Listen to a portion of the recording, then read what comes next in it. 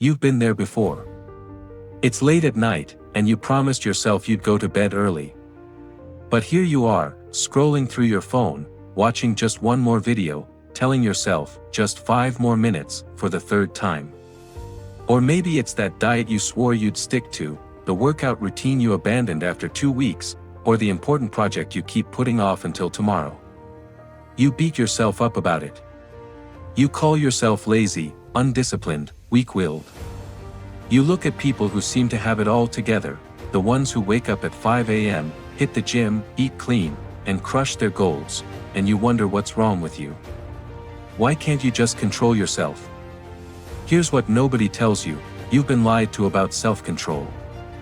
Everything you think you know about willpower, discipline, and resisting temptation is based on outdated science and motivational myths that set you up for failure. The real science of self-control is far more fascinating, and far more useful, than anything you've been taught. Today, you're going to discover what psychologists rarely share outside academic journals, the hidden mechanisms that actually govern your behavior, the surprising truth about willpower, and the counterintuitive strategies that work when everything else fails. This isn't about trying harder. This is about understanding how your brain really works and using that knowledge to finally take control of your life. Let's dive deep into the science they don't tell you about. The willpower myth. Here's the first thing you need to understand: willpower is not a character trait. It's not something you either have or don't have. It's not about being strong or weak, disciplined or lazy. Willpower is a biological resource, as real and measurable as the glucose in your blood or the energy in your muscles. Roy Baumeister's groundbreaking research in the 1990s revealed something revolutionary: self-control operates like a muscle. When you use it, it gets depleted.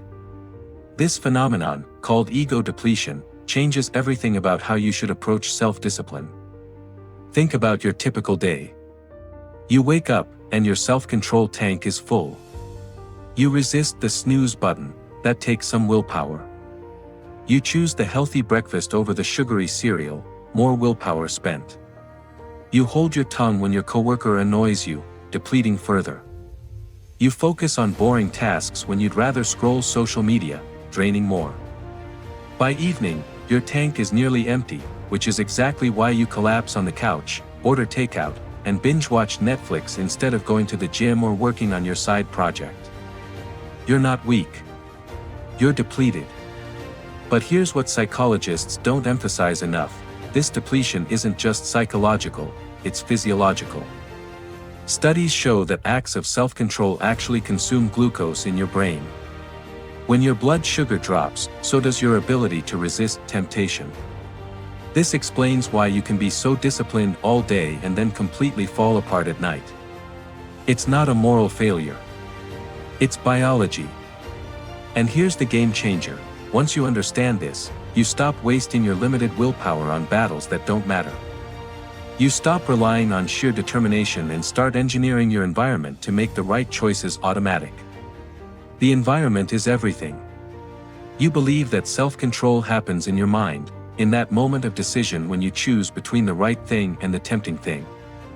But that's not where the real battle is won or lost. The real battle happens hours or even days before, in the environment you've created around yourself. Consider this study. Researchers gave people the option to eat either fresh fruit or chocolate. When both were equally accessible, people chose based on preference. But when they placed the fruit in a visible bowl on the counter and the chocolate in an opaque container in the cupboard, fruit consumption skyrocketed, not because people suddenly developed iron willpower, but because the environment made the healthy choice easier. This is the secret that successful people intuitively understand: they don't have more self-control than you. They've just designed their environment to minimize the need for self-control in the first place. Think about your phone. Right now, it's probably within arm's reach, filled with apps engineered by the smartest behavioral psychologists in the world to be as addictive as possible. Every notification is a test of your willpower. Every unlock is a battle. You're fighting dozens of these micro-battles every single day, depleting your self-control on things that don't even matter to you. What if, instead of fighting this battle over and over, you simply removed the battlefield? What if you deleted the apps you compulsively check? What if you kept your phone in another room while you work? What if you used app blockers during your focus hours? You'd probably say, but I should be able to resist without those tricks. And that's the problem. That belief is costing you everything.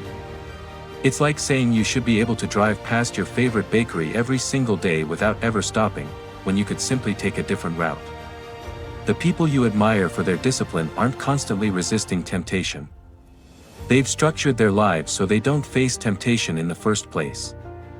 They've made the hard choice easy and the easy choice hard. The decision fatigue trap. Every single decision you make depletes your self-control, even the tiny ones. What to wear? What to eat for breakfast? Which task to start with? Whether to respond to that email now or later. By noon, you've made hundreds of decisions, and each one has taken a small bite out of your willpower reserves. This is called decision fatigue, and it's why judges give harsher sentences before lunch and more lenient ones after eating. It's why Mark Zuckerberg wears the same gray t-shirt every day. It's why Barack Obama said, "I don't want to make decisions about what I'm eating or wearing because I have too many other decisions to make." You might think you're not important enough to worry about decision fatigue like a president or CEO. But you are. Every decision you make about trivial matters is willpower you can't use for things that actually matter, like working on your goals, being patient with loved ones, or resisting unhealthy habits. The solution isn't to make better decisions. It's to make fewer decisions. You need to automate as much of your life as possible so your brain can focus on what actually matters. Create routines for your morning. Meal prep so you're not deciding what to eat every single time you're hungry. Lay out your workout clothes the night before. Set specific times for checking email and messages instead of deciding moment by moment. Use implementation intentions. When X happens, I will do Y. These aren't just productivity hacks. They're willpower conservation strategies based on solid science. Every decision you automate is one more unit of self-control you can deploy toward your real goals. The power of pre-commitment. Your future self is your enemy. You know this, even if you've never thought about it this way. Right now, you can imagine your future self making all the right choices, going to the gym, eating healthy, working productively. But when the future becomes the present, your future self suddenly has all the same weaknesses, desires, and rationalizations that you have right now. This is where pre-commitment comes in, one of the most powerful and underused tools in the science of self-control. Pre-commitment means making decisions now that lock in good behavior for your future self, removing the need for self-control in the moment of temptation. The ancient Greeks understood this. Odysseus knew that when he sailed past the sirens, he'd be unable to resist their song, even though it would lead to his death. So he didn't rely on willpower. He had his crew tie him to the mast and plug their ears with wax. He made it impossible to fail. You can do the same thing. Want to save money? Set up automatic transfers to savings the day your paycheck hits, before you have a chance to spend it. Want to exercise more? Sign up for classes you have to pay for, or make plans with a friend who'll hold you accountable. Want to eat healthier? Don't bring junk food into your house in the first place. You can't eat what isn't there. The most powerful pre-commitments involve social accountability or financial stakes. Tell people about your goals. Join a group. Bet money on your success with apps like StickK or BeMinder. Make the cost of failure real and immediate. This isn't cheating. This is wisdom. You're not relying on moment-to-moment self-control, which is unreliable and finite. You're using your present clarity to protect your future self from predictable weaknesses. The paradox of restraint. Here's something psychologists discovered that will blow your mind. The harder you try to suppress a thought or resist a desire, the more powerful it becomes. This is called ironic process theory, and it explains why diets fail, why trying not to think about something makes you obsess over it, and why white-knuckling your way through temptation often backfires. Tell yourself, don't think about a white bear, and what happens? You can't stop thinking about white bears. Tell yourself, I'm not going to eat any cookies, and suddenly cookies are all you can think about. The act of suppression actually strengthens the very thought you're trying to suppress.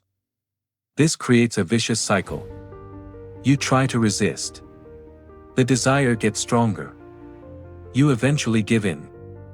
Then you feel guilty and ashamed, which triggers stress, which depletes your willpower further, which makes you more likely to give in again. This is why people binge after restrictive diets. This is why abstinence-only approaches often fail. The solution isn't to suppress desires, it's to acknowledge them without acting on them. This is where mindfulness comes in, not as some mystical practice, but as a practical tool for self-control. When you notice a craving, instead of fighting it or giving in, you observe it. You watch it arise, peak, and eventually subside, which it always does, usually within a few minutes. Studies show that this approach, called urge surfing, is far more effective than suppression. You don't deny the desire or pretend it doesn't exist. You simply choose not to act on it while recognizing that it's temporary. The craving is like a wave, it will crash and recede. You don't have to fight the ocean. You just have to not drown. This changes everything. You stop seeing desires as threats that must be destroyed and start seeing them as temporary mental events that you can observe without judgment or action. Your identity is the key. Here's the deepest secret about self-control: it's not really about controlling yourself. It's about becoming the kind of person who doesn't need to control certain behaviors because those behaviors aren't aligned with who you are. James Clear talks about identity-based habits, and this concept is crucial for understanding lasting self-control. When you're trying to quit smoking, you can take two approaches. You can say, I'm trying to quit smoking, which frames every cigarette as a battle of willpower.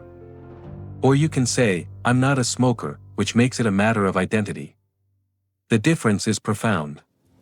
When something conflicts with your identity, you don't need willpower to resist it, you simply don't do it because it's not who you are. A vegetarian doesn't need self-control to pass up a steak. A runner doesn't need to force themselves to exercise. It's just what they do, because it's who they are.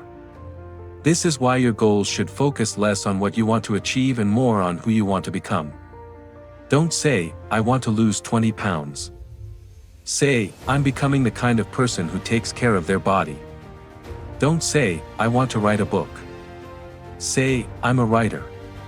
Don't say, I want to be more productive. Say, I'm someone who respects my time and energy. Every action you take is a vote for the type of person you're becoming. When you choose the salad over the burger, you're not just making a healthy choice, you're casting a vote for being a healthy person. When you sit down to work instead of scrolling social media, you're voting for being a focused person. You don't need to win every vote. You just need to win most of them. And as your identity shifts, behaviors that once required enormous willpower become automatic, because they're aligned with who you are. You came here thinking self-control was about being stronger, more disciplined, more willing to suffer. But now you know the truth. Self-control isn't about white-knuckling your way through life. It's about understanding how your brain works and working with your biology instead of against it. You learned that willpower is finite and depletable, which means you need to conserve it for what truly matters. You discovered that your environment shapes your behavior more than your intentions do, which means you need to design your surroundings to support your goals. You found out that decision fatigue is real, which means you need to automate the trivial to preserve energy for the important. You explored the power of pre-commitment, which allows your present self to protect your future self. You uncovered the paradox of restraint, which means accepting desires without acting on them. And finally, you learn that identity is the deepest form of self-control, making the right behaviors automatic instead of effortful. This isn't theory. This is practical, applicable science that you can use starting today. Pick one strategy. Maybe it's removing temptations from your environment. Maybe it's creating a morning routine to reduce decision fatigue. Maybe it's making a pre-commitment that locks in future good behavior. Maybe it's reframing your goals in terms of identity. Start small. But start now.